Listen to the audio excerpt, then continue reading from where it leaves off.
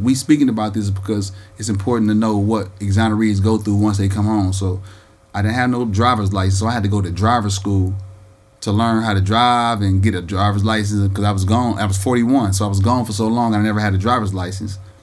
That was a challenge. I had to find out who I was because I had no work history. So basically I was a ghost.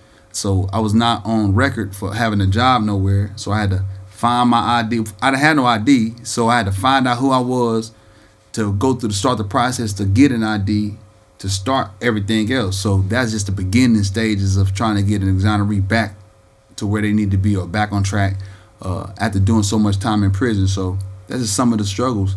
And we can get deeper with it as we go, but yeah, that's just the beginning of the struggles. But yeah, but just like he pointed out a lot of great points, and then the first thing we need is identification. That's correct. The first thing, because without identification, who are you?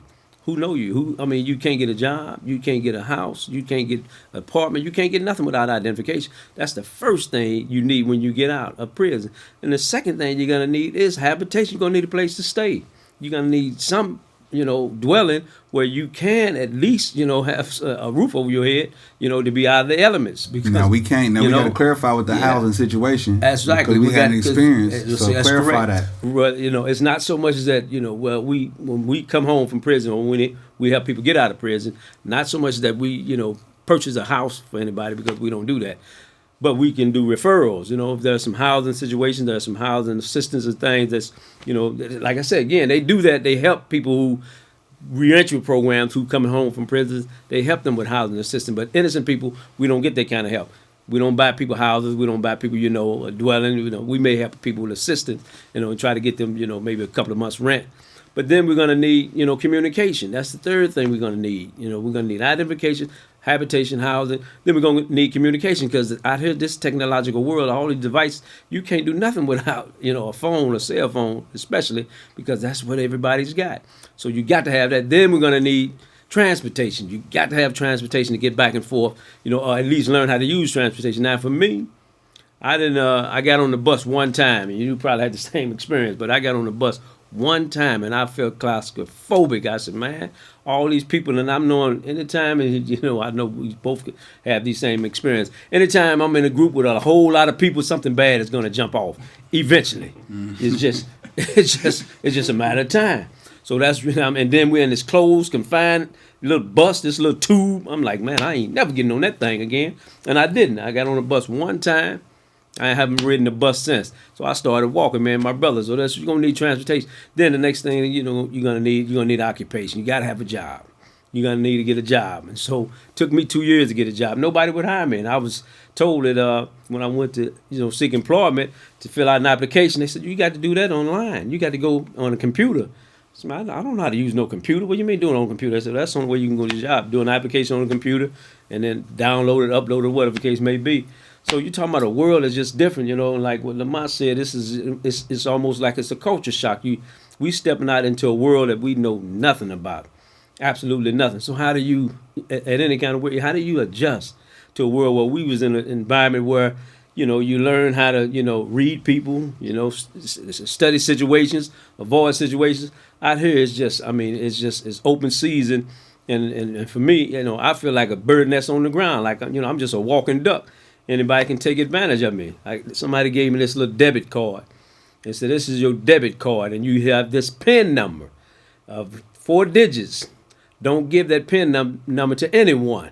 But they told me after I was giving the PIN number to everybody who asked for it. So, because we don't know, we don't know, man, what you think, Lamont. That's wild, man. But that's for real. That's another thing. Yeah. Before I started to build credit, I was out for 2 years before, because I wasn't around nobody that was doing business or understood the importance of the credit situation, or wasn't nobody telling me about it at least, right?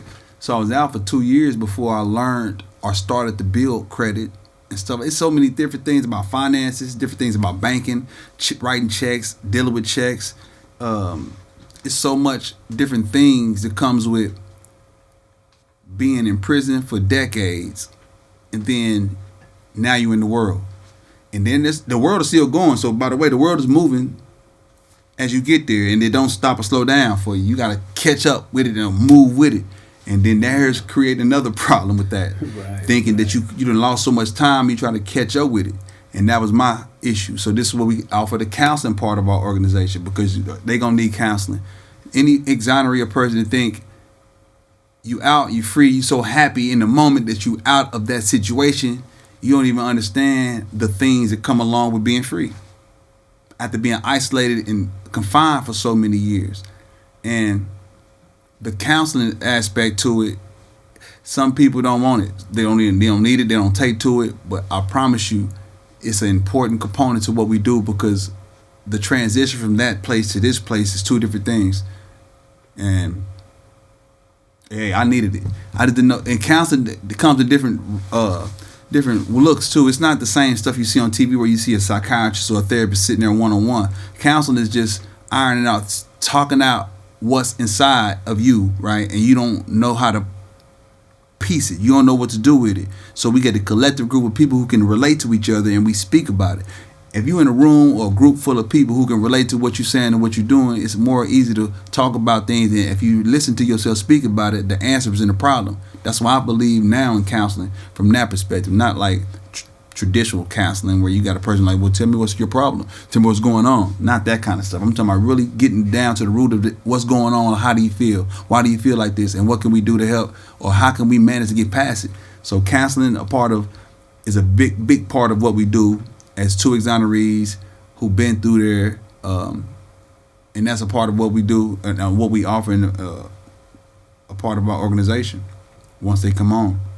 Yeah, I just want to touch on that, the point that he's making about counseling, which is very important because, we do struggle with post-traumatic stress disorder, which is another form of, mental health, and some, that's been categorized in this what's called DSM-4 or DSM-5 or whatever, this psychology or counseling manuscript or manual. And but I know, even with me coming home from prison, and I'm almost sure I can speak for Lamonte too when I say this here. I don't like sitting with my back to doors.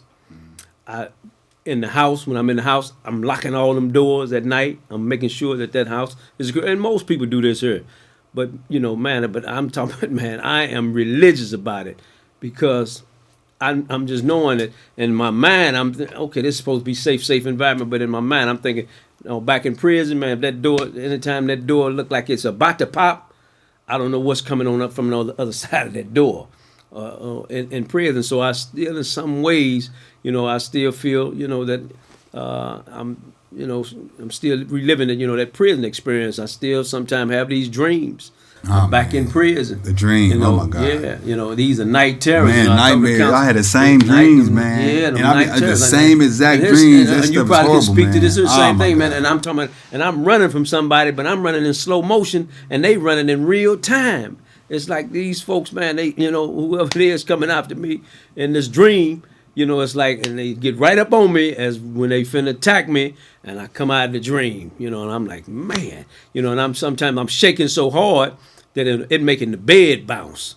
These are the things that we continue to live with, after, exoneration, after we've been released from prison. So this stuff, it never really goes away, and I've been out for, almost twice as long as Lamonte has been out, but I still have these night terrors. I asked a counselor, I said, man, I'm having these bad dreams, these nightmares, so counselor has asked me to describe them. I said, no, those are a little bit worse than nightmares. Those are night terrors is what you're having. I said, what? She said, I never had, I had not even heard the term, or at least was never even put the term together. But a night terror is a little bit worse than a nightmare, and that night terror seems so real, and it's so profound. And this is what, people don't understand about people what we've been through and the trauma that we've had to deal with for so many years, for decades and decades. And then come out, and the counseling part of it, a counselor with some degree, and letters behind their name can come and offer some services, but they can't understand like I can understand my brother, who been through what I've been through, somebody who actually experienced what I've experienced. He can relate to exactly what I'm talking about and what I've been through as an innocent man, and innocent women also. But it's totally different when I'm talking to somebody who know exactly where I'm coming from.